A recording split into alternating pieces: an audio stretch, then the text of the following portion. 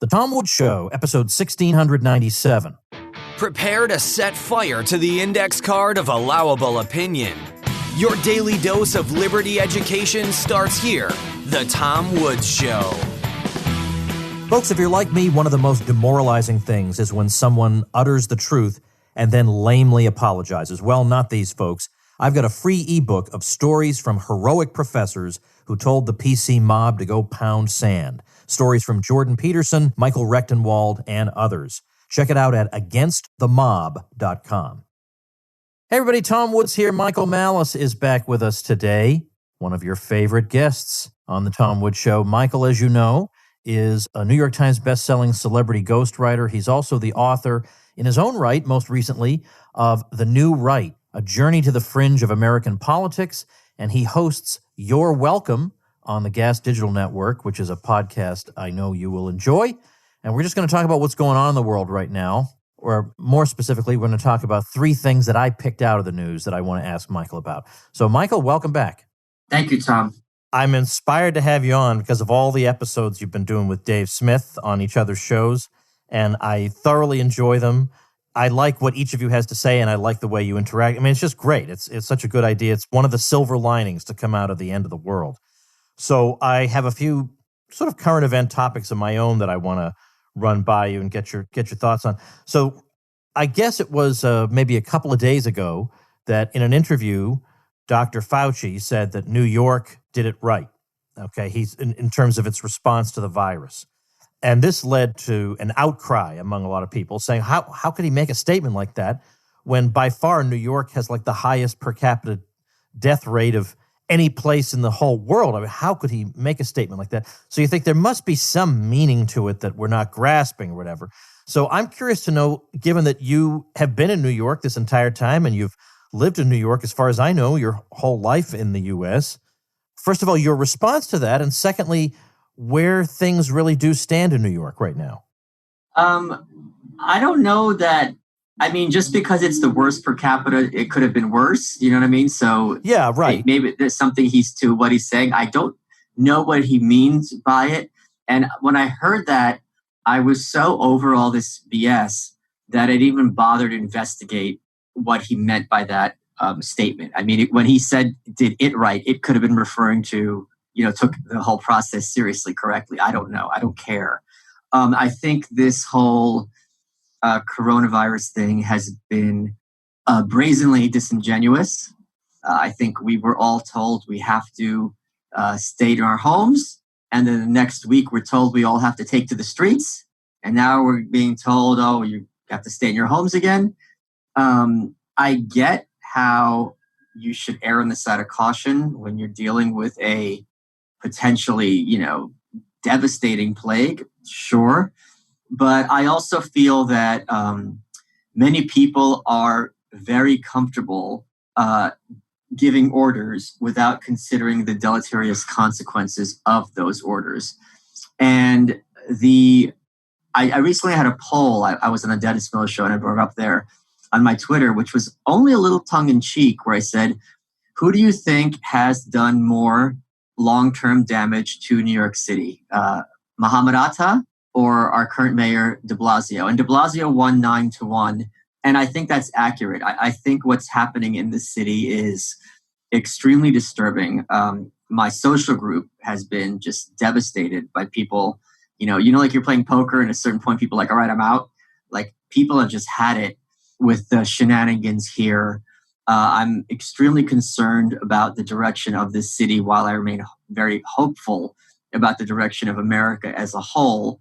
And I got to tell you, it is very disturbing and unprecedented in my lifetime, and probably ever, to be walking around New York and having the streets be empty and all the stores be boarded up. This is something that you only see like literally in movies, like that Will Smith movie or Vanilla Sky or something like that. It's very jarring to see. It still hasn't returned. The self-righteousness of these politicians is, just simply despicable.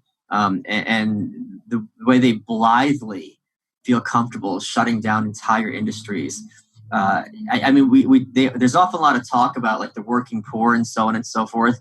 I mean, the waitresses, the busboys, the bartenders, people who work at the gym, people who work at the movie theater, they don't care. It's the kind of thing like with the AIDS crisis, right? If you are engaging in high risk activity, it is incumbent upon you to take the necessary precautions. If you are someone with a respiratory issue, if you are elderly, you should assume that wherever you go, you're going to be possibly in contact with this virus and act accordingly. And take precautions accordingly. There is no law or principle that is going to be able to keep you, if you are someone who is immunocompromised, from being safe.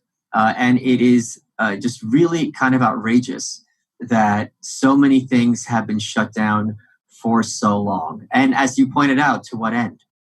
Yeah, I mean, it seems when you look at the pattern of how the virus affects one society after another, I mean, I'm not saying that mitigation measures couldn't conceivably help, but I am saying that it does seem to follow the same pattern no matter what we do, no matter where society is. The curve is the same.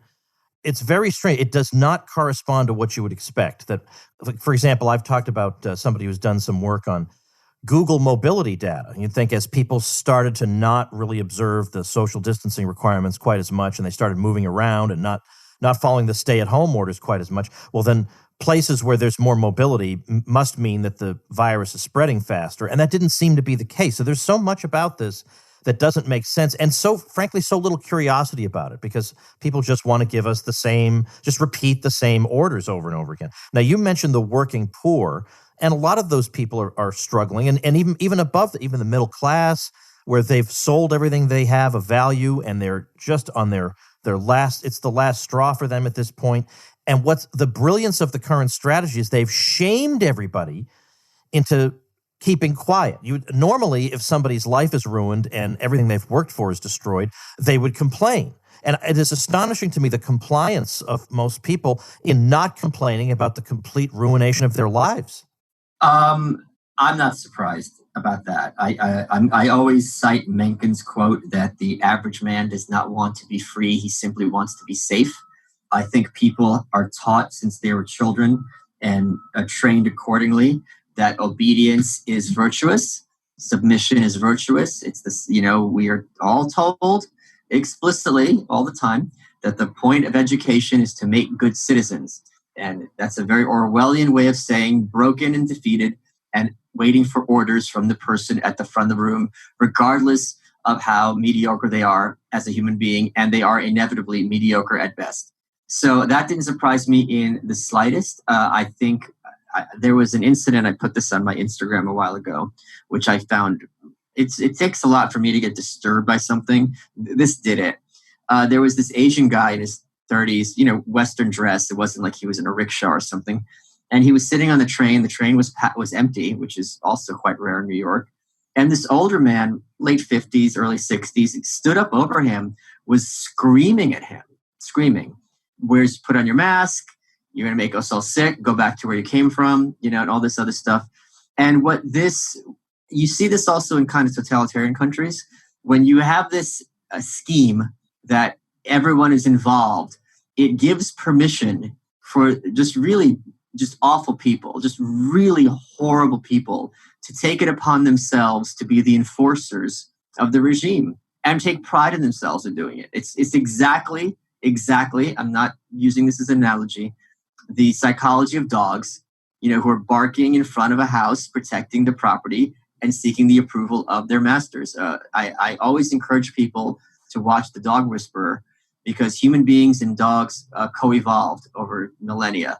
And we both changed our behaviors to adapt to the other. So it's a lot better way of understanding how human beings operate than, reading, Robert Nozick or John Locke or something like that. I hear that. Yeah, I hear that. And I see that. You hear the dog whistle? Yeah, of course, I hear all those. But I see that in a lot of areas of life where people are anxious to please. And it doesn't matter whom they're anxious to please, but generally it's society as they perceive it, or perceive the people they think to be in charge, handing down the rules. They want to be compliant. It's just that to see the compliance go down, I mean, even a dog, if you start actually torturing him, may in his mind start to imagine life without his master. And yet, even here, when people's livelihoods and everything is wrecked, you have a very, very small turnouts in terms of protests and poll numbers, more or less say, yeah, we have to do this. That amazes me, that just the depths to which people will go, that they're willing to see this happen to themselves, but rather than put themselves in an unfavorable light, they'll just bite their tongue about it. I mean, I wonder if the Faucis of the world really expected that kind of compliance, but they got it. They got it. I think you used the wrong word because you talked about the depths. And I don't think very many people have depth whatsoever. I think there is quite literally no self there. There's no one home. And you're actually a little inaccurate about the dogs. There was this, I forgot who it was, and I'm sure someone listening, they'll be yelling at the screen right now. There was a point where there was a school of philosophy where they regarded all life as mechanistic, right? That basically just people are machines made out of meat. And they would operate on, there was one situation where they were operating on a dog and they were marveling that this machine would be licking its owner's hands while, surgery is being performed on it. I don't know what the veracity of this story or anything like that, but I think a lot of people will tell themselves, it's kind of like, well, sacrifice, and Rand talks about this a lot, Ayn Rand, the vampire novelist, sacrifice is proof that you're doing the right thing, right? Because this goes back thousands of years. It's kind of like you burn food to appease the gods. Why? Because historically, you have to put off gratification. You have to put off pleasure. You have to put off food. You have the winter, then you have the spring and the summer, the ant and the grasshopper, that fable. So the idea is, well, if I'm suffering a lot now, logically speaking, that must mean I'm going to reap the whirlwind later. And they really believe this is the case. This is something to kind of the Protestant ethic mentality where hard work is inherently virtuous. And when you are hurting, that must mean it's the right thing. No pain, no gain, right? I get that. I can see the logic of that. I guess maybe it's more that I'm frustrated with this situation than anything else. Well, that's on you. I mean, if you are expecting dogs to not be able, and by the way, if people are offended by my analogy of dogs, most dogs are better than most people and more interesting. I'll just put that out there. So this isn't using dog. But I think it's sense. Because I hang around with people who tend to see the world the way I do, and sometimes I make the mistake of extrapolating from that to the general public, and I forget that what you need to do to remind yourself that you are a distinct minority is just just go to a mall and walk around and just be reminded. So yeah. It's amazing what people will. I mean, here's an example. People will tell you with a straight face something literally no historian believes, that Lincoln started the Civil War to free the slaves. Yeah. They will all tell you this. I would say a majority of people would tell you this with a straight face. No. And when I'm saying no, I'm not exaggerating. No historian would say this, but they all think it and will tell it to you. And will tell it to you. That's the interesting part. The certainty with which people have these beliefs that they're trained. Now, that's an irrelevancy. We're not, Lincoln is not here. The Civil War is long gone. But that psychology can be extrapolated into literally any issue. Well, they will tell you to your face things that are not only false, but incoherent on their own terms.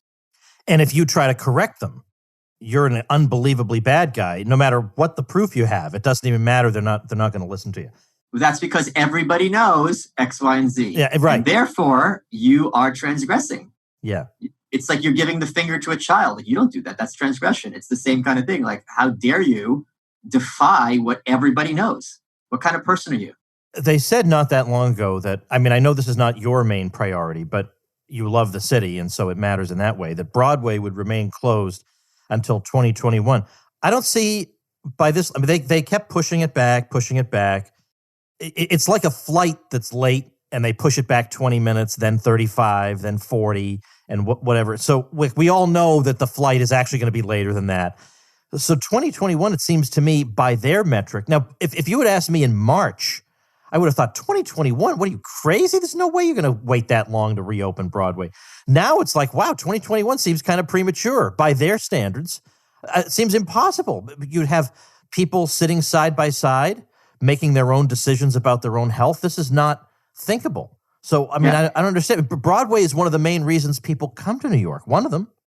Yeah, and do you know how hard it is to make it as an actor, and how exciting it is for these people, and this is their livelihood, and it's also what brings them joy, and to just have that taken away, it's so stupid. It is awful, and it breaks my heart, and yet not every single one of them is too terrified even to say that. I mean, they could say, listen, I know we have to make these sacrifices, but my gosh, my heart is broken for the thing I worked so hard for and that brings me such joy. They're even too afraid to say that, these people. They can't even say that. You can't just be a person with feelings. Like, we're not even allowing you to do that now. I'm as concerned with all the people who had to have their social isolation escalated. With people who, there's plenty of people that you and I probably know whose only human contact is going to the office, talking to coworkers, or, going to movies and seeing others. And to have that taken away from you psychologically is extremely disturbing and on a subconscious level. So when you miss that, it really does a number on you. We all know what it's like to be unemployed. And when that phone isn't ringing, and even if it's only a few weeks, it does a number on you, because your mind, your animal mind, is screaming at you resource scarcity, resource scarcity, resource scarcity. Why aren't you hunting for food? And there's nothing you can do. But the anxiety is pervasive, and it's anyone who has money problems knows what it's like. It's the background music to every day. And, just not that long ago, I had this wet shaving hobby, it's shaving soaps and brushes and all that good stuff. And I was on this message board, and some guy, older in his late 50s, was selling off some stupid soaps he had. And, I bought something from him, and I got to talking, and his wife, who's 58, who knows, was just laid off. Like, I mean, being 58 and trying to find a new gig in this economy, in this situation, that's not fun. And my heart broke for her. I went on Twitter. We raised $200, just something to give to him. Go buy her some nice dinner. But I remember I had this big argument with Dave Smith on his show, because there was this clip about Cuomo, and he was basically being defensive. The choice being like, look, if I have to choose between people being dead or people being out of work, it's not going to be a hard choice. And I get that, but just because some cost needs to be paid, that cost still needs to be acknowledged and recognized. And it seems kind of like, well, too bad, sit down and shut up. Yeah, that's exactly what it is. All right, let's take a quick break, come right back. Folks, one of the words that's been coined in our time is adulting. That's when you do something that people expect from an adult. Well, shopping for life insurance is one of those things, and it can raise a lot of questions. How much coverage do you need? Which insurance company is the best one for you? How much should it even cost? And at a time when it's more important than ever to have life insurance, the pandemic is making it a teensy-weensy bit more complicated to shop for it. And that's where Policy Genius can help. As a life insurance marketplace backed by a team of experts, Policy Genius is keeping track of all the changes in the market so you don't have to. They'll find you the right amount of coverage at the best possible price without the headache. Policy Genius compares quotes from the top life insurance companies in one place. It takes just a few minutes to compare quotes from the top insurers to find your best price. This doesn't just save a lot of legwork. You could save $1,500 or more a year by using Policy Genius to compare life insurance policies. Once you apply, the Policy Genius team will handle all the paperwork and red tape for free. So if you hit any speed bumps during the application process, they'll be there to take care of everything. So if you need life insurance, but you're not sure where to start, head to policygenius.com. Policy Genius will find you the best rate and handle the process completely. They'll get you and your family protected and give you one less thing to worry about. Try it today. Yeah, I think the point you made just before we paused there is an underappreciated one, because there are very, very substantial costs to the lockdowns in terms, like, for example, UNICEF says they expect 1.2 million child deaths. I don't know how to calculate that, But I mean, that's a staggering figure. If that's true, that's overwhelming. In America or around the world? Around the world. Okay. Around the world. So, but the point is that most of the wreckage that's caused by the lockdowns, it's not quite that dramatic. It is somebody who has to start his life over again in terms of employment, or it's something simple like our friend Kevin Gutzman. He got his PhD from the University of Virginia, and one of his children went to the University of Virginia, and she was going to, for her graduation, she's going to walk down that same aisle that he walked down and receive her degree. And he'd been waiting for that for 4 years, and they took that away. Now, again, compared to somebody dying, I get that that's nothing, but that's still something, you know? I mean, and there are so many of these little somethings. Everybody has probably 50 of these little somethings, and no one can talk about it because then you want your grandmother to die. It's the level of discourse is ridiculous. Intelligent people can't even talk about anything. Now, let's move on. Hold on. Before we go to that, one of my favorite writers, actually, I don't even like her as a writer per se. I just love her as a person and her personality, and I think she's just an amazing human being, was Zora Neale Hurston. She was one of the big luminaries of the Harlem Renaissance. And kind of fade into obscurity and was rediscovered by Alice Walker, among others. And she had this quote that I put on my Instagram and my Twitter at different times. And she says, if you are silent about your pain, they'll kill you and say you enjoyed it. And I think it is... saw you quote that, yes. Yes, and I think it is very important. I think one of the things I fight as much as I can, tooth and nail, is cynicism and sneering, and this kind of, it's very much an affectation among urban media elites. And there are certain people who are approved. And if anything happens to them, we have to stop the world and, accommodate them. And if you are not part of that group and you talk about your pain, sit down and shut up. You have it so good. You have no right to complain. Ha ha. And they will laugh. And I think it is something that is really sick and sinister. I think in other contexts, these types would talk about how dangerous it is to silence people and marginalize them, not only for that person themselves, but socially it's going to have consequences that are not going to be desirable, to put it mildly. So I think this is an example where Zora's words might be of use. Let's shift to a different topic for the rest of our time.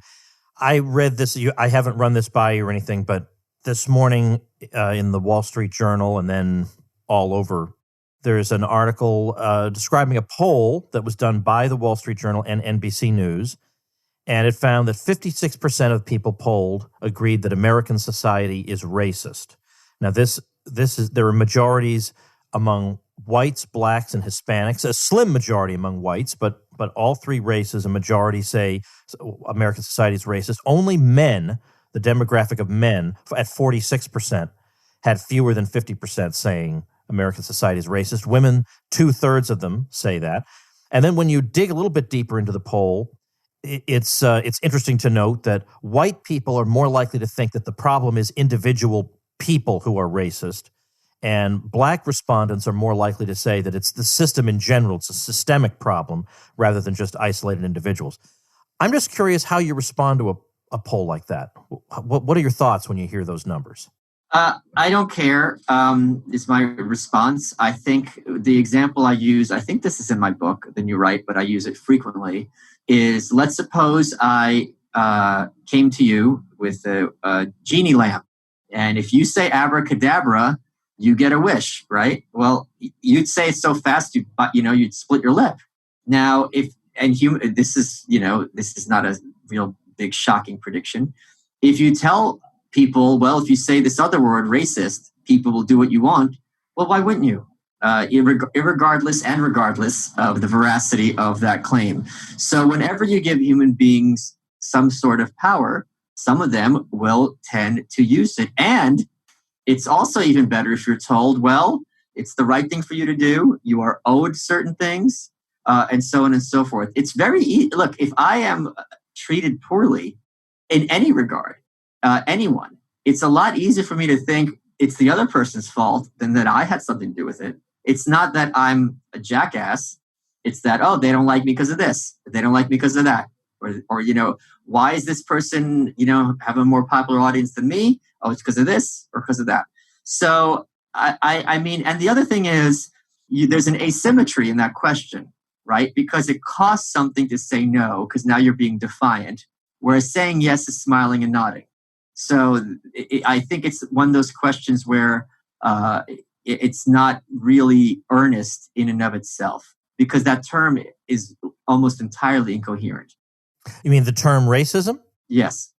Well, how about the idea of systemic racism? What is your response to that? Yeah, it's.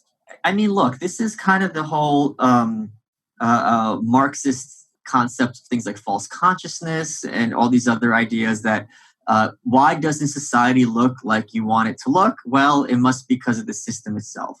I do think it's.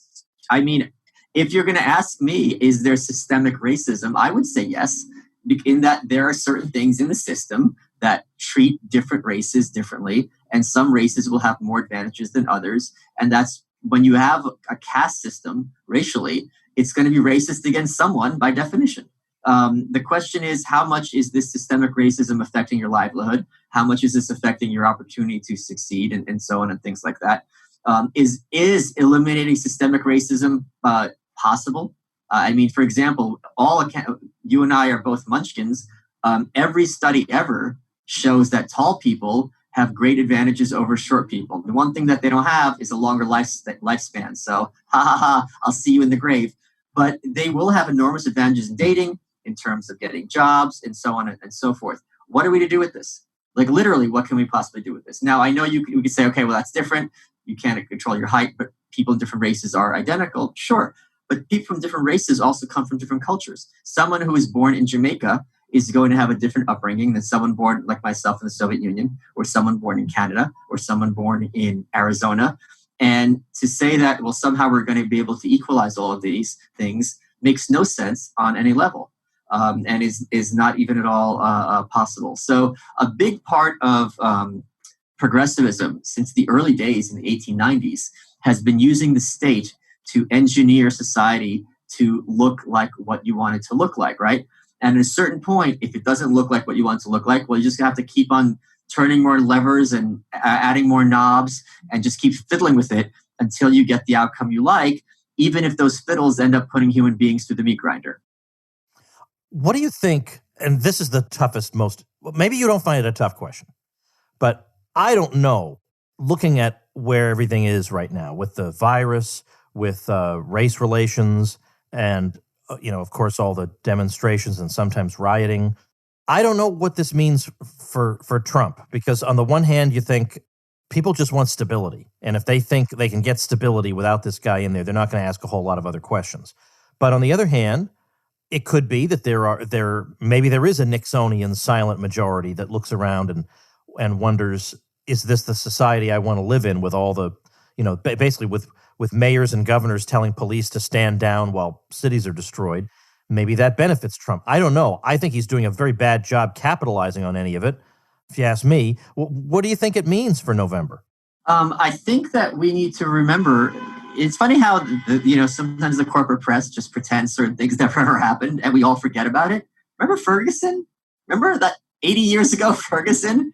The Ferguson riot in Baltimore? Everyone just seems to think that these riots that happened recently were historically unprecedented. We haven't seen the likes for 100 years. No, we saw them a couple of years ago.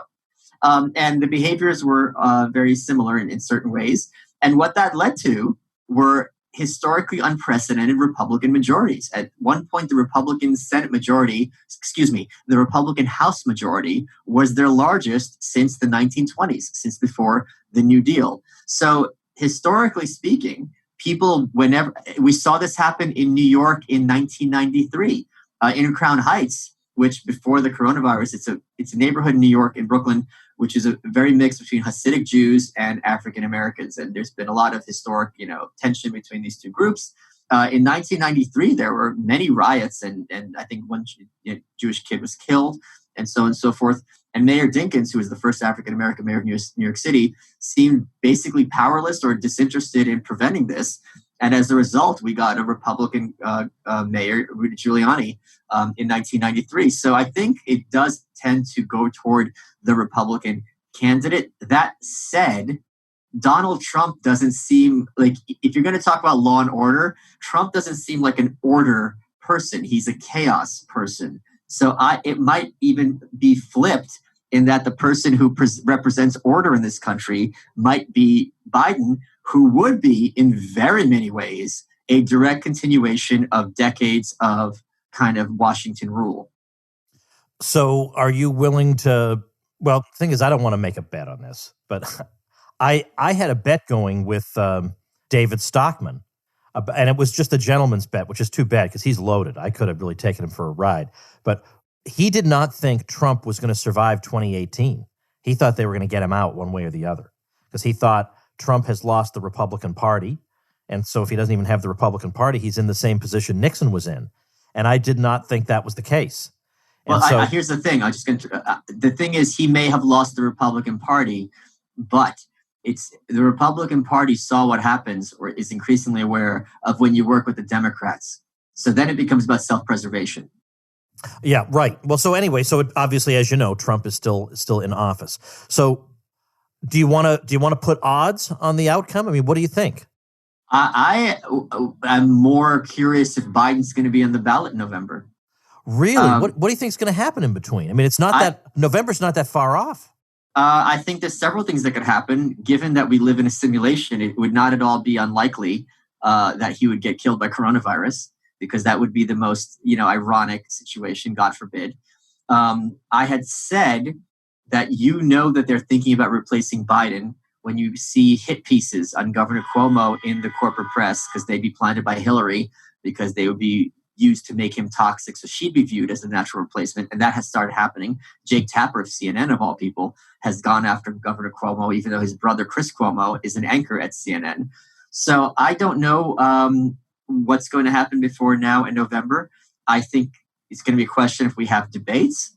I think it's going to be completely a bloodbath one way or another, the debates. I think Trump is the best when he's counterpunching and when he's down and when he doesn't give a damn. And he's just going to steamroll Biden, I think. It's going to be very hard for Biden to deliver.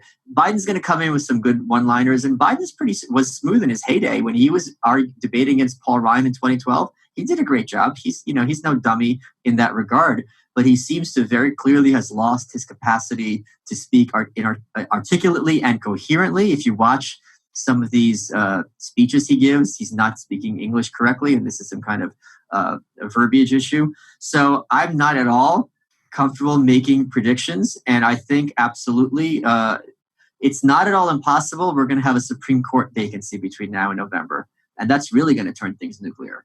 Ruth Bader Ginsburg has cancer again. I wish her the best. But there's Stephen Breyer has this magic power where everyone forgets he's alive. He's like 80-something. Yeah. I'd actually forgotten how old he was myself. So yeah, that's a major that's a major factor here. He's 81. Yeah, he's going to turn 82 next month. That's no joke. But there's plenty of others who are aged on the Supreme Court as well. So, I mean, when that happens, can you imagine we thought that Kavanaugh was like, okay, this is as nuclear as it's going to get. I don't know that that's true. Yeah. It's going to be, to some degree, you wonder about people being willing to accept a nomination at this point. Yeah, I mean, you would have to be absolutely confident in your life. And even then, it's not enough, really. Even then. And here's the other thing. The Democrats could say with a straight face, you didn't give a chance for Merrick Garland in 2016. And now that you're having the same situation, you're seating this guy, we're going to pack the court because you're not playing fairly. And I don't think that that's a ridiculous position for them to take. Yeah, no, I can hear that, but it doesn't matter. I mean, none of that. I remember a couple of, like maybe a year and a half ago, a lot of people among the Democrats talking about court packing again. Sure. Because they can see the writing on the wall. But now they would have not a bad reason to validate it. And strictly speaking, of course, just for anybody who doesn't know, there's nothing in the Constitution that says the court has to be 9 people. So strictly speaking, there's no constitutional problem with it. when FDR tried to do it, it failed. Like, even some Democrats were opposed to it because it just seemed like such a brazen power grab. Yeah. That he lied about the reasons for initially. Initially, it was that they're too old and we want to help them out. And then it was, okay, they're striking down my program. So that was a little bit too transparent. But I think in this day and age, I know it sounds like a cliche to say that we're more partisan than ever, but I think we are somewhat more partisan than we were then. I don't think they would care about openly saying, yeah, we need new justices so we can protect the rights of vulnerable Americans, right? There was a book that came out a couple of years ago. I'm blanking on the title. And basically, it was a handbook. It was written by a college professor. And his point was, this is our plan to solidify and institute permanent rule by the left in America. And there were certain things that he had. He's like, these are things we could do immediately that will make sure that there's never a Republican president again. And from their perspective, well, a Republican president is fascism, is Hitlerism. So, and they don't care about norms anymore. So why should we? And the things that he rattled off are, number one, you have amnesty. So then you have millions of new Democratic voters overnight, hacking the Supreme Court, giving statehood to Washington, D.C., and Puerto Rico, and I think there was another one. The book's called It's Time to Fight Dirty, How Democrats Can Build a Lasting Majority in American Politics. He just goes through point by point systemic changes that they can do. Oh, here I have right here. Breaking California into several states, making a larger House of Representatives, passing a new Voting Rights Act, and expanding the Supreme Court. You're saying these are all things you don't need constitutional amendments to do. You can do with a Democratic majority, and they will make the case that you will never have a Republican majority in this country again. And why wouldn't they? There seems to be very little pretense anymore that both sides are playing by the rules. Michael, do you want to tell us what you're working on now, or do you want to keep that a secret?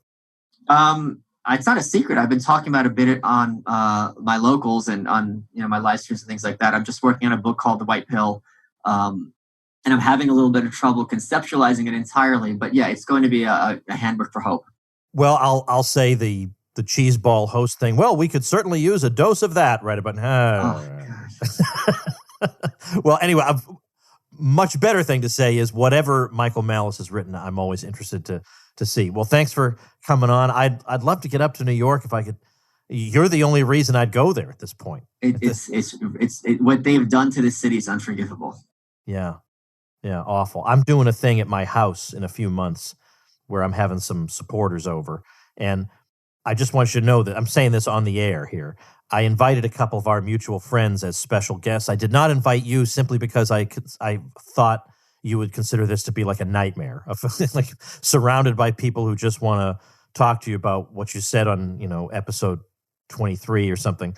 But if you want to come down for that, I'd be glad to bring you down. But anyway, we'll talk about this off the air. Thanks a lot. Thank you, Tom.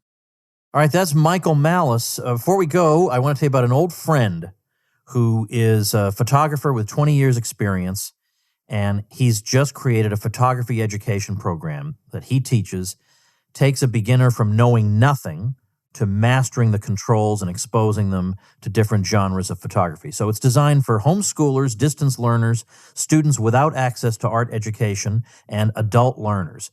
It's taught in academic-style lectures with demonstrations, examples, and homework assignments, and personal feedback from the instructor. The website is photoiq.co. That's photoiq.co. So check that out. I'll link to that at tomwoods.com/1697 as the listener website mentioned on this particular episode. So go enjoy that, learn some photography, and I'll see you tomorrow. Become a smarter libertarian in just 30 minutes a day. Visit tomwoods.com to subscribe to the show for free, and we'll see you next time. Like the sound of The Tom Woods Show? My audio production is provided by Podsworth Media. Check them out at podsworth.com.